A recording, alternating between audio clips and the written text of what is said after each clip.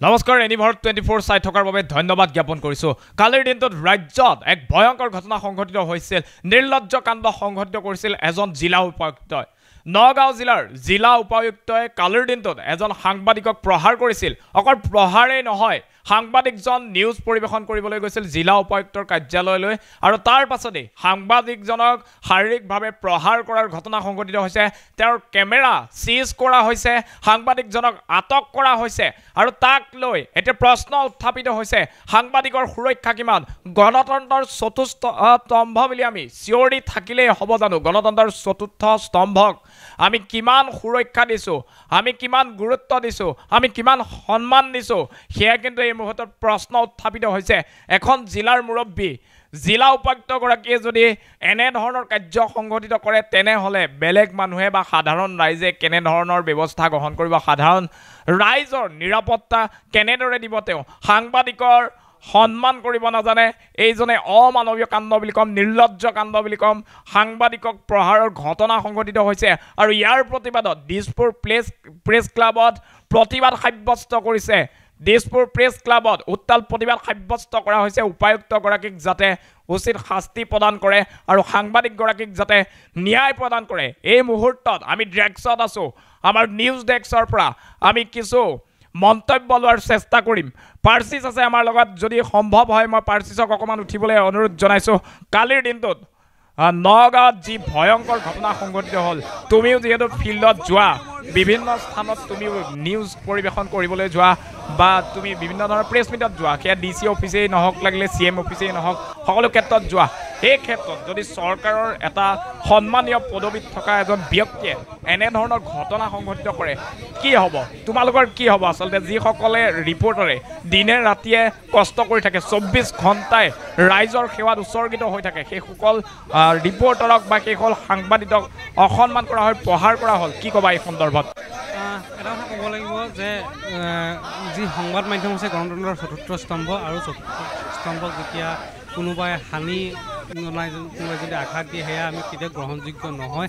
আৰু যোৱাকালি যিটো ঘটনা হৈ গ'ল, আমাৰ এটা ব্যক্তিগত ছেটেলাইট চেনেলৰ এগৰাকী জ্যেষ্ঠ সাংবাদিকক যেতিয়া নগাঁও জিলা উপায়ুক্তৰ কাৰ্যালয়ত যেতিয়া তেওঁক প্ৰহাৰ কৰা হৈছে, শাৰীৰিকভাৱে প্ৰহাৰ কৰা হৈছে, সেয়া কেতিয়াও গ্ৰহণযোগ্য হ'ব নোৱাৰে। এগৰাকী একদম সন্মানীয় বিষয়া, গুণী জ্ঞানী বিষয়া, এগৰাকী গণতন্ত্ৰৰ চতুৰ্থ স্তম্ভৰ এগৰাকী সাংবাদিকক কেনেদৰে ব্যৱহাৰ কৰিব লাগে সেয়াই যদি নাজানে, তেওঁ জিলাখন কেনেদৰে চম্ভালিব, তেওঁ কি কৰিব নগাঁওখনত, বা নগাঁওখনত তেওঁ কেনেদৰে পৰিচালনা কৰিব, সেইখিনি কথা তেওঁ নাজানে মোৰ বোধে। আৰু সেইবাবে আমি সেইগৰাকী জিলা আয়ুক্তক আমি গৰিহণা জনাইছোঁ সাংবাদিক হিচাপে, আৰু তেওঁ ক্ষমা খুজিব লাগে। তেওঁ যিখিনি কৰিছে তাৰ বাবে সাংবাদিক মহলৰ ওচৰত ক্ষমা খুজিব লাগে, নগাঁও জিলা সাংবাদিকৰ ওচৰত ক্ষমা খুজিব লাগে, অসমৰ প্ৰতিগৰাকী সাংবাদিকৰ ওচৰত ক্ষমা খুজিব লাগিব বুলি ক'ব লাগিব। সেইকাৰণে তেওঁ শাৰীৰিকভাৱে তেওঁক আঘাত কৰিছে। তেওঁ যিহেতু হৃদৰোগত আক্ৰান্ত এগৰাকী সাংবাদিক, তেওঁ কৈছে যেতিয়া প্ৰহাৰ কৰিছে তেতিয়া কৈছে মই হৃদৰোগত আক্ৰান্ত হৈছোঁ। তাৰপিছত তেওঁ সেইখিনি কথা নুশুনি, কিয়নো সাংবাদিকে মানুহে ন্যায়ৰ কাৰণে কাম কৰে, আৰু যেতিয়া তেওঁ ন্যায়ৰ কাৰণে কাম কৰিবলৈ গৈছে, তেওঁ গুণ্ডাৰ যি এটা ৰূপ ধৰিলে সেই আয়ুক্তগৰাকীয়ে, তাৰ বাবে আমি গৰিহণা জ্ঞাপন কৰিছোঁ, গৰিহণা দিছোঁ। আৰু এই ক্ষেত্ৰত মুখ্যমন্ত্ৰীয়ে বা অসম চৰকাৰে কি ব্যৱস্থা হাতত লয় সেয়াহে আগন্তুক সময়ত লক্ষণীয় হৈ পৰিব। হয়, গুৰুত্বপূৰ্ণ কথা কৈছে যে যিকণ সময়ত মুখ্যমন্ত্ৰী এগৰাকীয়ে কিন্তু 24 ঘণ্টাৰ ভিতৰত বেলেগ অন্য ঘটনা হ'লে ব্যৱস্থা গ্ৰহণ কৰে, নিলম্বন কৰাৰ ঘটনা সংঘটিত হৈছে চৰকাৰী বিষয়া কৰ্মচাৰীক। এই ক্ষেত্ৰত কিন্তু বৰ্তমানলৈকে মুখ্যমন্ত্ৰীগৰাকীয়ে তেনে ব্যৱস্থা গ্ৰহণ কৰা নাই, আৰু তাৰেই সেই উপায়ুক্তগৰাকীৰ যি শাস্তিৰ দাবীত কিন্তু এতিয়া ৰাজপথলৈ ওলাই আহিছে সাংবাদিকসকল। গণতন্ত্ৰৰ চতুৰ্থ স্তম্ভ এতিয়া ৰাজপথলৈ ওলাই আহিবলৈ বাধ্য হৈ পৰিছে। এখন উইণ্ডত আমি আপোনালোকক দিছপুৰ প্ৰেছ ক্লাবৰ যি প্ৰতিবাদ, সেই প্ৰতিবাদৰ দৃশ্যাংশ সমান্তৰালভাৱে দেখুৱাই আছোঁ। এতিয়া এই সকলো শংকিত হৈ পৰিছে। আপোনাৰ মোৰ বা যিসকল অসমৰ বিভিন্ন স্থানৰ সাংবাদিক আছে সেইসকলৰ সুৰক্ষা কিমান? আৰু সকলোৱে গম পায় যে চৰকাৰ বা সাংবাদিক সকলোৱে এটা ভাল সম্পৰ্ক বজাই ৰাখি যাতে সত্যটো ৰাইজৰ মাজত উপস্থাপন কৰিব পাৰে, তাৰ কাৰণে কিন্তু অহৰ্নিশে কাম কৰি আছে। যেনেকৈ আৰক্ষী প্ৰশাসনৰ লোকে 24 ঘণ্টাই সষ্টম হৈ থাকে, ঠিক একেদৰে ডক্তৰসকল যেনেদৰে সষ্টম হৈ থাকে, একেদৰে সাংবাদিকসকলে কিন্তু বিহুত নিজৰ পৰিয়াল এৰি পূজাত নিজৰ ঘৰলৈ নোযোৱাকৈও কিন্তু অহৰ্নিশে কাম কৰি আছে। আৰু তেনেস্থলত যদি ৰাইজৰ সেৱাত উৎসৰ্গিত হৈ থকা সাংবাদিকসকলৰ নিৰাপত্তা নাই বা সাংবাদিকসকলক চৰকাৰৰ এজন উচ্চ পদবীত থকা ব্যক্তিয়ে যদি এনেদৰে প্ৰহাৰ কৰাৰ ঘটনা সংঘটিত হয় আৰু তাৰ পাছতো চৰকাৰ বা মুখ্যমন্ত্ৰীগৰাকী যদি নিমাত হৈ থাকে সেইজন বিষয়াৰ বিৰুদ্ধে যদি এতিয়ালৈকে কোনো ধৰণৰ শাস্তিমূলক ব্যৱস্থা গ্ৰহণ নকৰে তেতিয়া কিন্তু অনাগত সময়ত সাংবাদিকসকল ৰাজপথলৈ ওলাই আহিব লাগিব নিজৰ সুৰক্ষাৰ স্বাৰ্থত নিজৰ সুৰক্ষা সুনিশ্চিত কৰাৰ স্বাৰ্থত ৰাজপথলৈ ওলাই আহিবলৈ কিন্তু প্ৰতিজন সাংবাদিক বাধ্য হ'ব তেতিয়া কিন্তু ভয়ংকৰ পৰিণতি চৰকাৰে সহ্য কৰিব লাগিব আজিৰ দিনটোত এই প্ৰতিবাদৰ মাথো দিছপুৰ প্ৰেছ ক্লাবত আৰম্ভণি হৈছে দিছপুৰ প্ৰেছ ক্লাবত যি প্ৰতিবাদ সাব্যস্ত কৰা হৈছে তেওঁলোকে দাবী উত্থাপন কৰিছে যে অতি শীঘ্ৰেই সেই উপায়ুক্তগৰাকীৰ বিৰুদ্ধে চৰকাৰ প্ৰশাসনে মুখ্যমন্ত্ৰী ডাঙৰীয়াই তথ্য আৰু জনসংযোগৰ যিজন মন্ত্ৰী আছে